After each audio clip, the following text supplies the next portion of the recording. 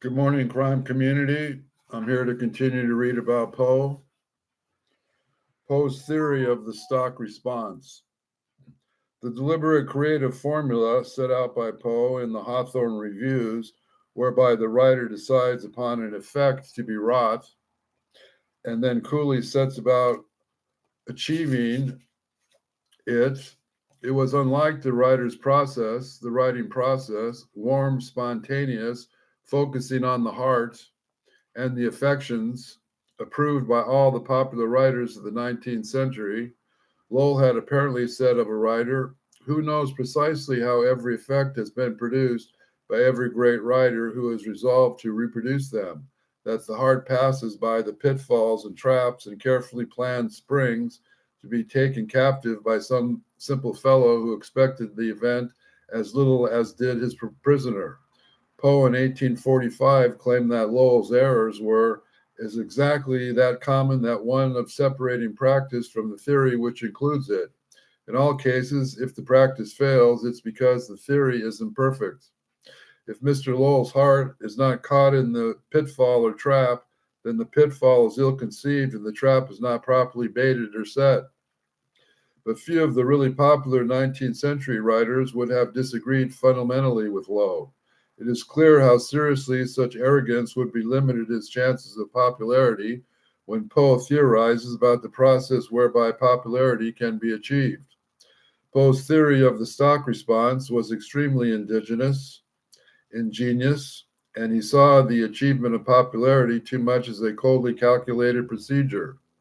In 1847 review, he repudiated complete novelty of thought and incident because it takes and startles the intellect and therefore cannot fail to prove unpopular with the masses, and advocated instead an originality true in respect of its purposes, which in bringing out the half-formed, the reluctant, or the unexpressed fantasies of mankind, combines with the pleasurable effect of apparent novelty a real egotistic delight.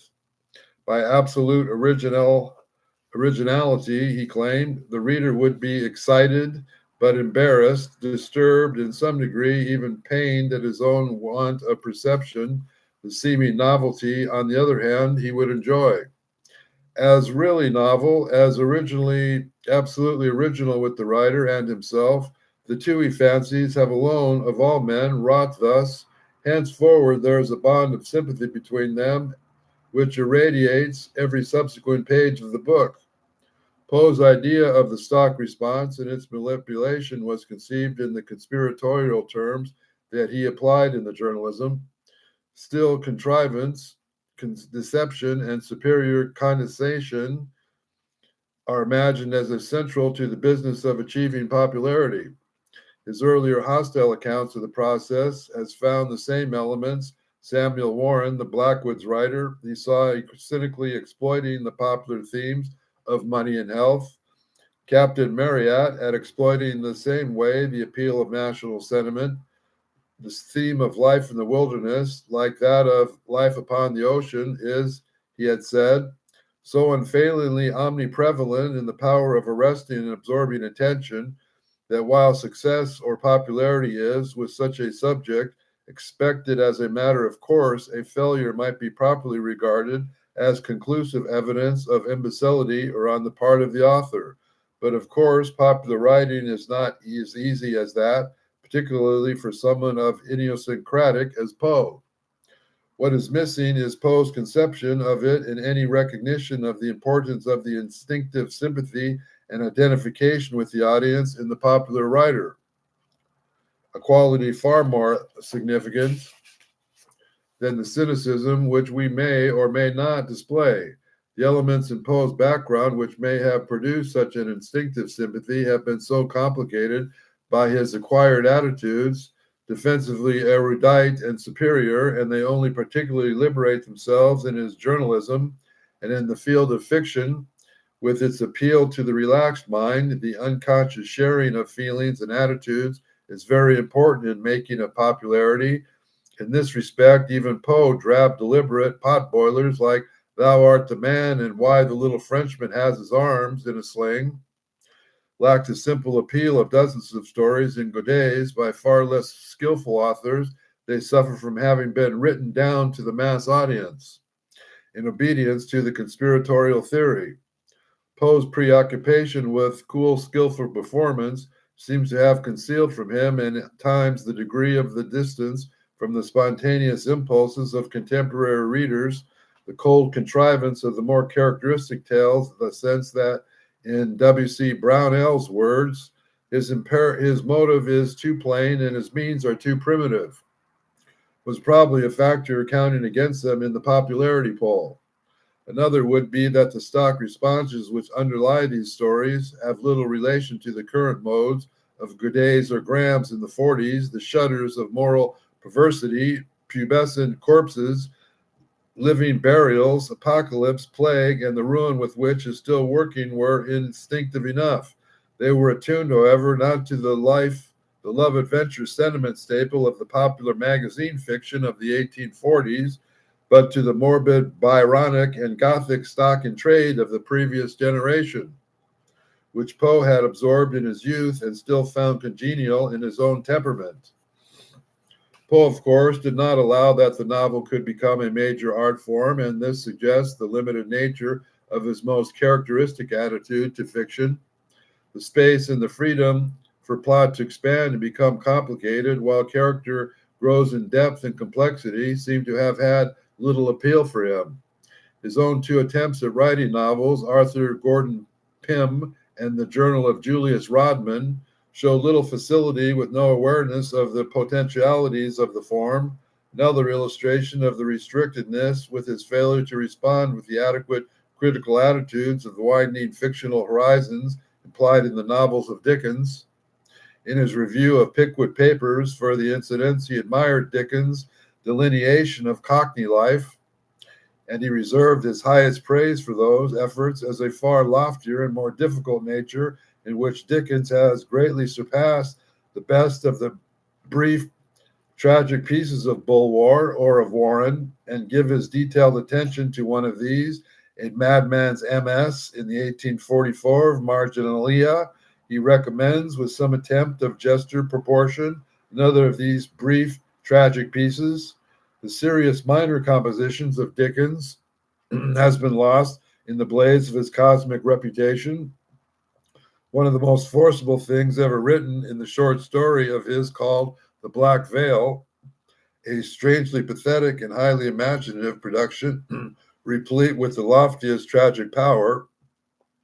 In both these instances, Poe offers only token admiration for Dickens' ability as a novelist, his real attention being given to two rather melodramatic short stories which are written in his own favorite genre of short psychological case studies. This rather restricted view of fiction represents no doubt the same reluctance of release entirely certain in 18th century elitist and learned protective attitudes which have been seen again and again. It illustrates once more that the oblique glance in the direction of an imagined elite, which is to end in the life he thought might appreciate the most characteristic work, and the very sharp mental focus which this conversation gives to his fiction and his theory of fiction, is one factor which has thrown it into such salutary contrast with the ready outpourings of the heart and the affections produced by the popular contemporaries. The sharp tone of his more self-conscious fiction has been felt to anticipate that of Mark Twain's anti-genteel burlesques and that of the 20th century intellectual science fantasy, and his characteristic horror stories are largely redeemed for us by their learned overtones, their appeal to the mental world, and what Charles Fadelson calls the ambiguity of Poe's mystic physics. Beneath the horror and the base mass taste, it was represented in Godey's, and Graham showed a fairly uniform abandonment to the sheer escape world of various kinds of romantic fiction. Poe's psychological case studies, his learned burlesques, his metaphysical prose poems, and detective stories, or on the contrary, tend to assume a mental control and purpose, as to do British writings of the magazine milieu in which he had been so interested. The popular of Poe's critical personalities. According to Killis Campbell, Poe was principally known as his lifetime as a fearless and caustic, but not always impartial critic. He was thus called the Tomahawk Man, Bulldog the Critic, the magnificently snobbish and dirty, and was accused of regular cutting and slashing and blackguarding warfare. And the various press reviews. The popular image of Poe was that of a caricature by F.O.C. Darley of a savage Mohawk brandishing his tomahawk.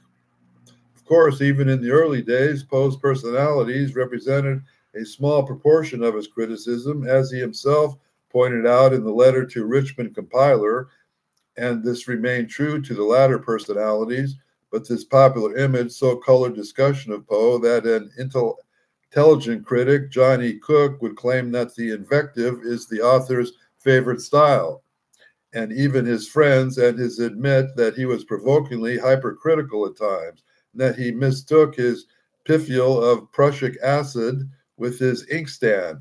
But it seems that this quality of Poe's criticism gained subscribers. As John R. Thompson put it, for the journals Poe edited, there was no reason to doubt Poe's claim that the personal controversy over his Boston poetry reading resulted in the doubling in 5 weeks the circulation of the Broadway Journal.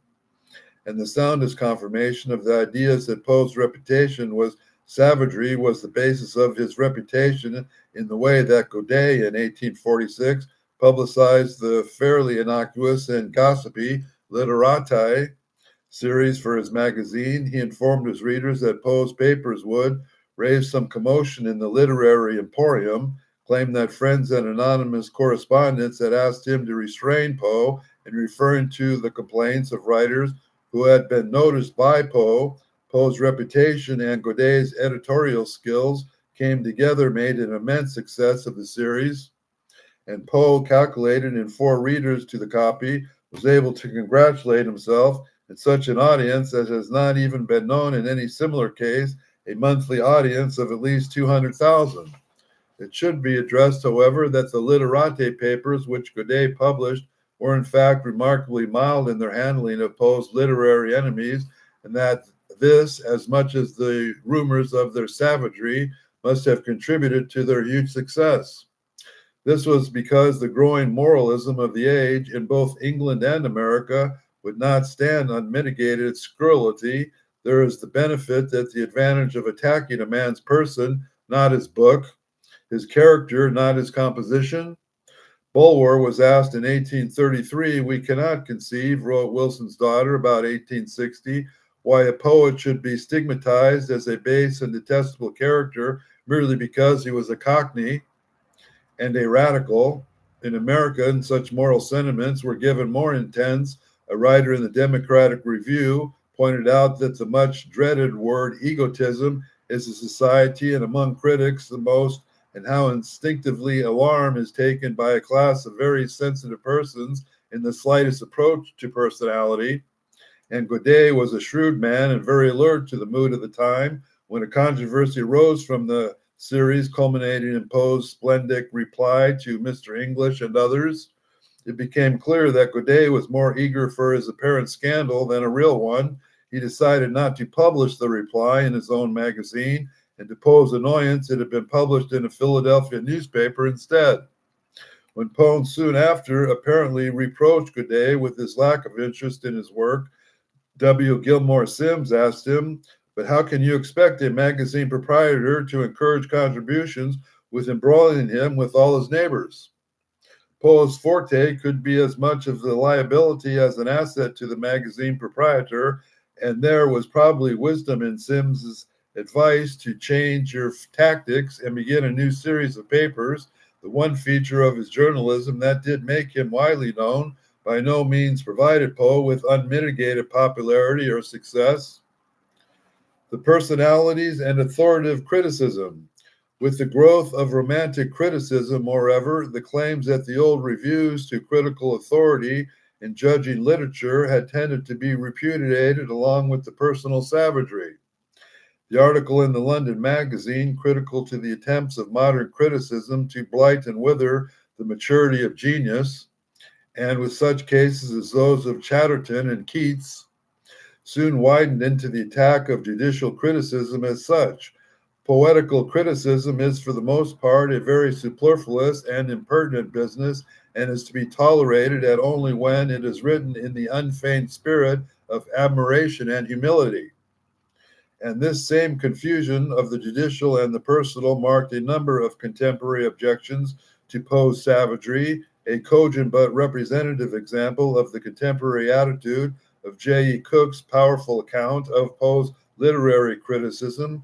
Cook, like most of his contemporaries, based over the great bulk of Poe's criticism to see him as the author of some of the fiercest, most savage, and most unfair literary criticisms ever published in America, and claimed that the largely mild and innocuous Literate series read admittedly to the more virulent later version, the invective of the author's favorite style. This judgment seems to be partly the result of that popular image of Poe as the tomahawk man, which I commented earlier, and which was unscrupulously propagated by R.W. Griswold in his edition of the works. It was in Griswold's edition that Cook found the latter versions of the Literate essays. It soon became clear, however, that Cook was not objecting morally to a personal attack. He was at the same time objecting to the author's role of the critic as such. He disapproved entirely of this apparent sitting in judgment, the severity of the judge reciting the crimes of the prisoner before pronouncing sentence, and apparent appealed instead to the just maxim, the true criticism and appreciation. His descriptions of Poe's criticisms compounded the personal method in some reviews with the judicial severity of others. When the failing is found, the critic pounces upon it with obvious pleasure, enforces it without mercy, and generally winds up his criticism with some stinging jest full of bitterness and contempt of the writers he is reviewing. A hostility that spreads from personalities to authoritative criticism as such, which has implied elite standards of judgment, probably explaining the disproportion which Poe himself pointed out between public indignation and the small quantity of his criticism, which was actually even predominant unfavorably to the writers under review. There were distinguished the personal from the judicial. Lowell deplored Poe's tendency in the more abusive moments to don the cast garments of some pygmy Gifford or other foreign notoriety when he did not disapprove or authoritative criticism of such. Had Mr. Poe, he wrote, the control of the magazine of his own in which to display his critical abilities, he would have been autocratic ere this in America of Professor Wilson had been in England, and his criticisms, we are sure, would have been far more profound and philosophical for those of the Scotsman. And Poe, when his best behavior, also maintained the distinction, as when in the Penn magazine prospectus he disowned his own causticities and claimed the right to claim yet stern judicial severity. Elsewhere, Poe could contribute to the same confusion. With an extraordinary rhetorical sleight of hand, he defended his severity, which an omnipotent had claimed was not popular, but conflating in the popularity of pungent personalities and intellectual appeal of impartial criticism, even the injustice of Gifford, he claimed was exceedingly popular, and there is no literary element of popularity more absolutely and more universally effective than the pungent impartiality of Wilson or Macaulay. As a result of either impartiality or mangling, similar to theirs, the mentions both as characteristic and of just critic have been able, he claimed, to raise phenomenally the circulations of the Messenger and Graham's, and goes on to defend himself as only against the implications of the words wholesale or indiscriminate.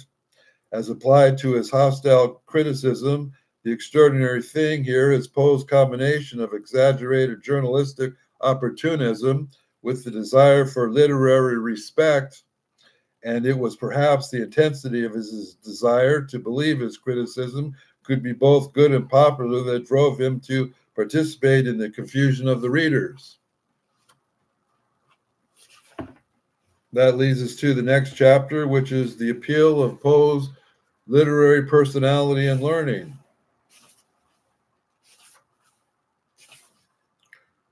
Which we will finish on another day, which is going to lead into Poe's elitism as a stylist, which will probably end the book. I'm not sure. I have a few poems that I want to read of Poe's and some more of his poetry. So if you think there's any truth and like here, maybe I'll show some Temu trinkets tomorrow. So like and share and have a nice day.